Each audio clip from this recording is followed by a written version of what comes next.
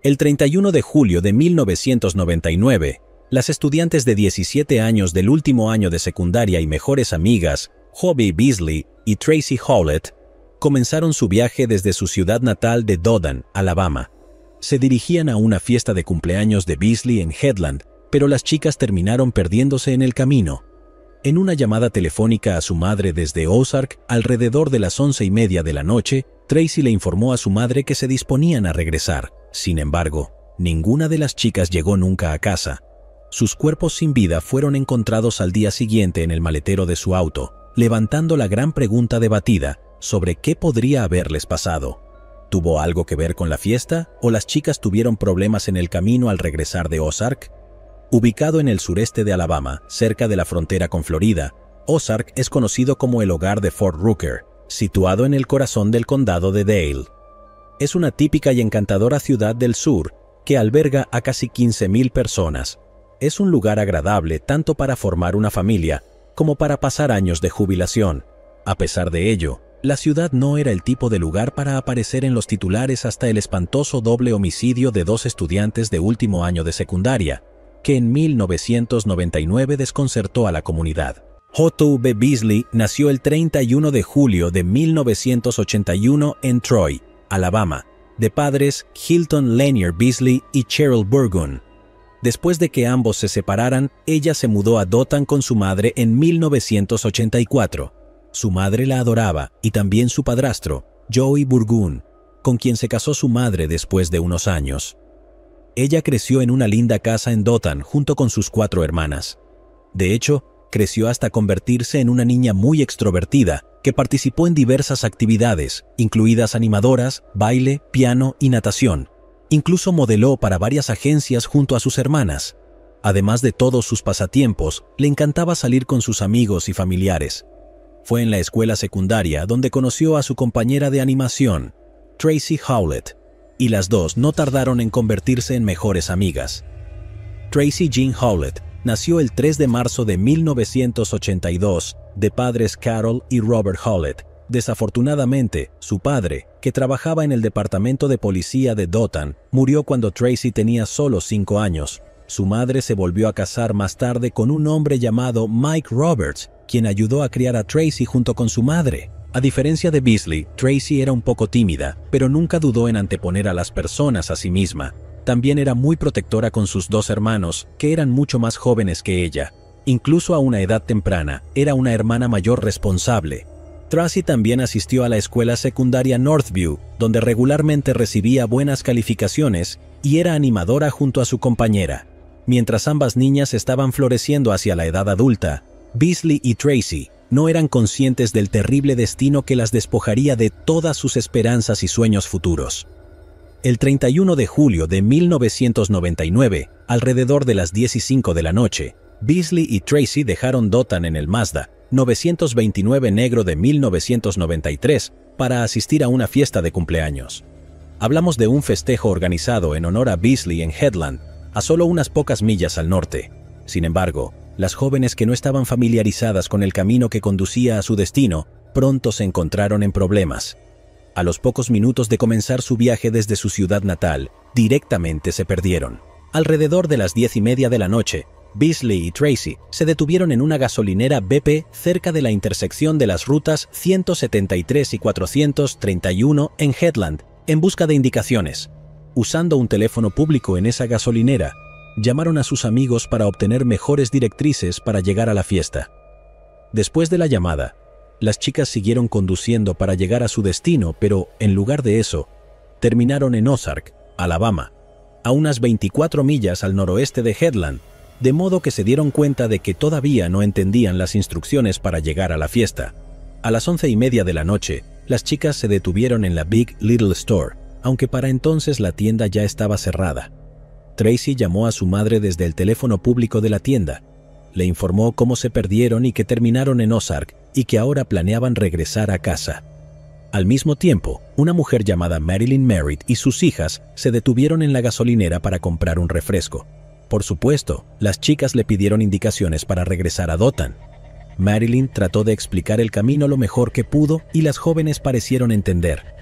Más tarde, Marilyn contaría que notó que las chicas se veían amables y educadas, con un auto limpio y ordenado. De hecho, recuerda ver a las chicas salir del estacionamiento y girar a la derecha tal como les había indicado. Aunque nada parecía fallar en ese momento, Beasley y Tracy nunca llegaron a casa. A la mañana siguiente, el 1 de agosto de 1999, alrededor de las 8 de la mañana, la madre de Tracy llamó a la policía para denunciar la desaparición de su hija. A decir verdad, no le tomó mucho tiempo a la policía encontrar la primera pista sobre el paradero de las chicas. Más tarde ese día, después de que se reportara la desaparición de Tracy, un agente localizó con éxito el auto de Beasley que había estado estacionado en Herring Avenue, Ozark. Lo más extraño fue que a pesar de haber llenado el tanque de gasolina el día anterior, el tanque estaba casi vacío. El auto estaba embarrado de barro y la ventana del lado del conductor estaba parcialmente bajada, pero las puertas estaban cerradas. Sin embargo, la policía no pudo encontrar ninguna señal de entrada forzada al vehículo. Dentro del auto estaba la licencia de conducir de Beasley tirada en el tablero. Las pertenencias de ambas chicas todavía estaban dentro del coche, junto con su dinero en efectivo. El único elemento que se sabía que faltaba eran las llaves del auto de Beasley. No obstante, no había señales de ninguna de las chicas. Se recuperó una huella de una palma en la tapa del baúl cerrado, lo que le dio a la policía el presentimiento de que algo terrible estaba sucediendo. Al evaluar la escena, los policías teorizaron que la cerradura del maletero podría proporcionarles pistas importantes, pero sin las llaves, no podían abrir el maletero. Les tomó 6 largas horas descubrir que podían abrir el maletero del automóvil con la ayuda de un pestillo interior, sin necesidad de la llave del maletero ni de un cerrajero. Al abrir el mismo, la policía hizo un descubrimiento espantoso. Los cuerpos sin vida de las 2 chicas estaban metidos dentro. Ambas chicas estaban completamente vestidas, pero sus pantalones estaban sucios de cintura para abajo. Ambas habían recibido un disparo en la cabeza, Tracy en la sien y Beasley en la mejilla derecha. Tracy tenía un casquillo de 9 milímetros en la pierna, rasguños en el brazo y sus jeans tenían espinas. La ropa de Beasley, por otro lado, estaba sucia y embarrada de barro, especialmente sus zapatos recién comprados. Aunque las autoridades concluyeron que las adolescentes fueron asesinadas al estilo de una ejecución, lo más probable es que las hubieran asesinado dentro del maletero. Cuando las familias fueron informadas sobre el desgarrador descubrimiento, las autoridades comenzaron formalmente su investigación del homicidio. Aunque los investigadores estaban considerando el robo como un posible motivo durante la fase inicial de la investigación, fue rápidamente descartado después de confirmar que no solo los bolsos de las chicas, sino también sus joyas, dinero y tarjetas de crédito permanecían dentro del auto. Las autopsias confirmaron más tarde que no había rastros de alcohol o drogas en sus organismos.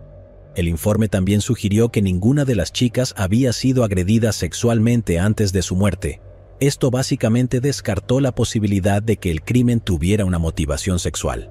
Sin embargo, más de 2 meses después, el Laboratorio Criminalístico del Estado emitió un informe que indicaba que había rastros de semen desconocido en las bragas del sujetador de Beasley y en su piel. La huella de la palma en el maletero que se recuperó también permaneció sin identificar. Sin coincidencias en el sistema y nadie con quien comparar las muestras, las autoridades se quedaron sin mucho con lo que continuar. Mientras un doble asesinato de 2 adolescentes se extendía como un incendio forestal, las autoridades no estaban cerca de concentrarse en un sospechoso.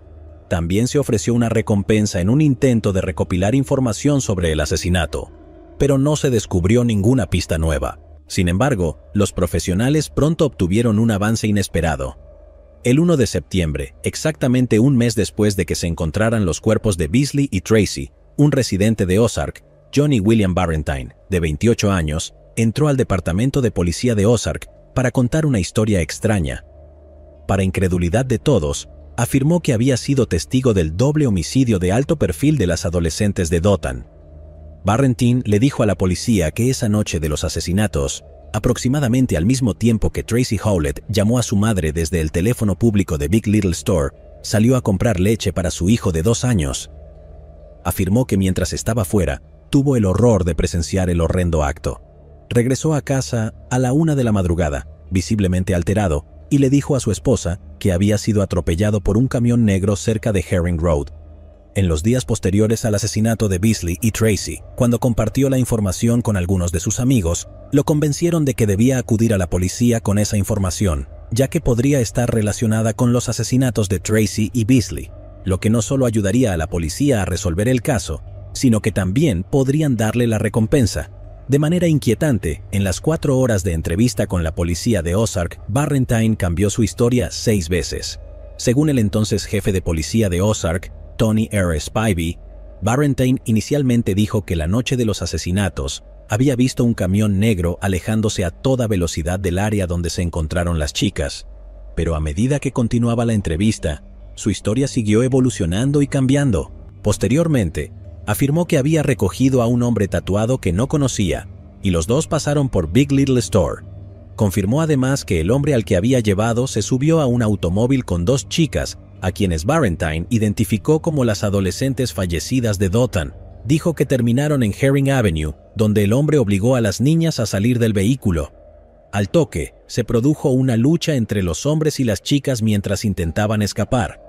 Después de colocarlas en el maletero, Barrentine dijo que vio algo en la mano de ese hombre momentos antes de escuchar 2 disparos, y cuando los hombres regresaron, Barrentine nuevamente lo llevó fuera de la escena hasta volver luego a casa.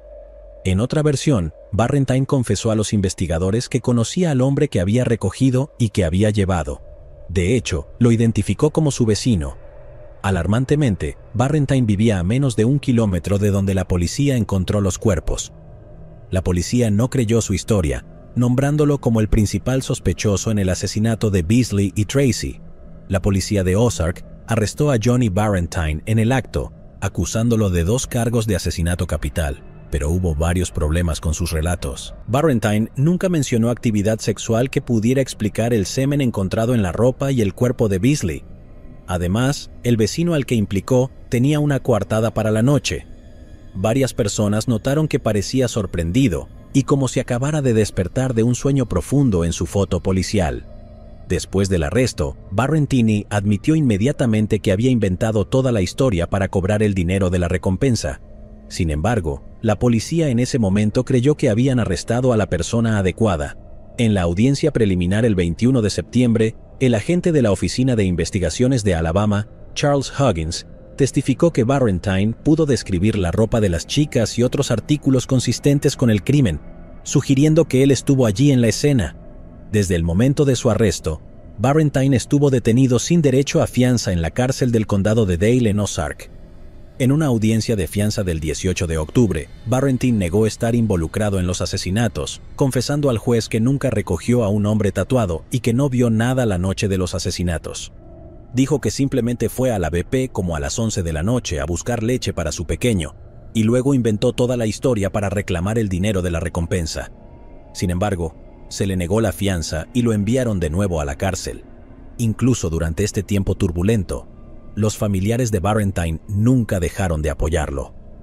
Dieron hasta entrevistas a los medios de comunicación profesando su inocencia, diciendo que él era incapaz de lastimar a nadie. El abogado de Barrentine, Bill Kimmins, también sostuvo que su cliente de ninguna manera era el responsable del doble asesinato. Afirmó además que las 4 horas de interrogatorio continuo le pasaron factura a él, quien se había envuelto en este lío de mentiras. Durante el interrogatorio policial nunca le dijeron que podía ir al baño o que era libre de salir cuando quisiera. La defensa de Barrentine también señaló el hecho de que Barrentine solo terminó el 7º grado y una parte del 8º grado. Dijo que su cliente estaba en clases de educación especial, lo que indicaba su incapacidad para planificar ese atroz crimen. Barrentine salió de la cárcel el 17 de diciembre de 1999, después de que se revelara que su ADN no coincidía con el del semen encontrado en el cuerpo y ropa de Beasley. En enero del 2000, un gran jurado del condado de Dale se negó a acusar a Barrentine y lo exoneraron como sospechoso de este doble asesinato. Otros sospechosos fueron absueltos después que Johnny Barrentine fuera absuelto de sospecha. La investigación sufrió un revés y los métodos empleados por los investigadores también fueron criticados. Comenzó a haber murmullos de que la policía de Ozark era incapaz de manejar el caso. Sin embargo, la policía todavía tenía algunos sospechosos potenciales en su radar. Uno de los sospechosos más viables era un hombre de Michigan, que estaba en una fiesta la noche de los asesinatos cerca de donde se encontró el auto de Beasley. Los investigadores descubrieron que el hombre, cuyo nombre no fue identificado públicamente, abandonó la ciudad pocos días después de los asesinatos. Los investigadores incluso habían viajado a Michigan 3 veces para entrevistarlo. Él no pudo explicar 3 o 4 horas de su tiempo la noche de los asesinatos, y luego hizo algunas declaraciones sospechosas a la gente. Sin embargo, la policía se negó a dar más detalles sobre estas supuestas declaraciones, ya que resultó que él también fue descartado más tarde por el ADN. Otra pista importante que la policía perseguía durante la fase inicial de la investigación fue el conductor de una pequeña camioneta blanca.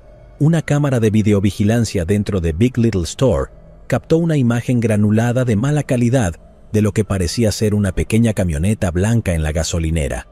Todo ello, al mismo tiempo que Beasley y Tracy estaban en el teléfono público llamando a la madre de Tracy. Sin embargo, no se pudo rastrear ningún rastro digital, ya que no había registro de una compra de gasolina en la bomba en ese momento. El vídeo tampoco mostró a nadie saliendo de la camioneta, ni mostró claramente al conductor. Después de publicar una foto de la camioneta a los medios de comunicación un mes después de la investigación, la policía instó al público a presentar información. Desafortunadamente, tanto el conductor como la camioneta desaparecieron en el aire cuando la pista se desvaneció. La última pista para los investigadores fue un hombre de Mississippi. La policía dijo que el hombre, que fue extraditado del condado de Jones, había sido arrestado allí con una orden pendiente por posesión de parafernalia, emitida en Ozark. El hombre se había estado quedando con familiares en Ozark, pero se fue 2 días después de los asesinatos. Según Spivey, los investigadores querían interrogarlo en relación con el caso, pero no salió ninguna información significativa a la luz de esta pista. Sin ninguna evidencia, los investigadores se vieron obligados a dejarlo ir. Imagínense la situación de sus padres. En marzo del 2000, otro testigo apareció. Una mujer llamó a la policía y dijo que escuchó gritos y 2 disparos cerca de la autopista Sur 123, justo dentro de los límites de la ciudad, en la noche del 31 de julio de 1999. Cuando se le preguntó por qué no se había presentado antes, afirmó que tenía miedo de involucrarse. Según su descripción, la policía registró minuciosamente el área y descubrió una bala de 9 milímetros del mismo tipo que se usó para matar a las chicas, pero la marca de la bala no coincidía con la marca del casquillo encontrado en el cuerpo de Tracy. Además, la bala no gastada no tenía marcas que ayudaran con la comparación forense con otras pruebas del caso. Nuevamente, otro callejón sin salida para los investigadores. Aunque varias pistas a lo largo de los años demostraron no llevar a ninguna parte, los investigadores nunca perdieron la esperanza en la búsqueda para una coincidencia de ADN. Mientras las desconsoladas familias de Beasley y Tracy intentaban seguir con sus vidas, el caso se enfrió y, años más tarde, otro giro en el caso añadió otra capa al emocionante misterio. Después de permanecer congelado durante años, en 2015, se marcaría una acusación explosiva en el caso del asesinato de las 2 jóvenes. Rena Crump, una oficial de policía auxiliar jurado de Ozark, se presentó y acusó abiertamente a un agente de policía de Ozark de asesinar a Beasley y Tracy, y a otros de encubrirlo. Rena alegó que en la noche del 31 de julio de 1999, un oficial de policía de Ozark detuvo a Beasley, exigiendo saber el paradero de algunas cintas de casete que contenían conversaciones grabadas. Según Rena, estas cintas podrían haber incriminado a los oficiales de policía de Ozark con respecto al negocio ilegal de distribución de cocaína y ganancias, de modo que el incidente desembocó en los asesinatos de 2 adolescentes inocentes. Además, Rena alegó que había sido amenazada por varios agentes del orden que tenían conocimiento de la identidad del asesino y lo encubrieron al deshacerse de las pruebas. Rena nombró a 3 policías, Gary Butch Whittington, Rex Tipton y Eddie Henderson. Acusándolos de acosarla y amenazarla, llegó incluso a decir que el entonces jefe de policía, Tony Spivey, quien manejó la investigación original, también había ayudado a encubrirla. Sin embargo, evitó revelar el nombre del oficial de policía que, según ella, había cometido los asesinatos de renombre. El renombrado periodista y editor de periódico estadounidense, John B. Carroll, escribió un artículo diciendo que creía que el oficial en cuestión suponía que las 2 chicas tenían la intención de usar estas cintas en un caso judicial que estaba programado para el 2 de agosto de 1999, a menos de 48 horas después de que fueran asesinadas. Las cintas debían ingresarse como evidencia en ese caso. En ese artículo, Carroll también declaró que Rena fue severamente golpeada con un bate de béisbol después de presentarse, lo que le impidió nombrar al asesino real. Los funcionarios encargados de hacer cumplir la ley que Rena acusó habían negado tener alguna participación en los asesinatos de Beasley y Tracy. Sin ninguna evidencia física, ninguno de ellos fue nombrado formalmente sospechoso en el caso.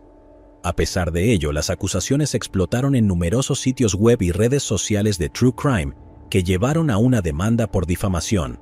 El 29 de enero de 2016, Keith Cawthon, Rex Tipton, Tony Spivey, Eddie Henderson y Gary Butch Whittington, todos los funcionarios de la policía de Ozark, Alabama, presentaron una demanda contra Rena Crumb, John B. Carroll y Dean Matthews por calumnia confiable y difamación de carácter.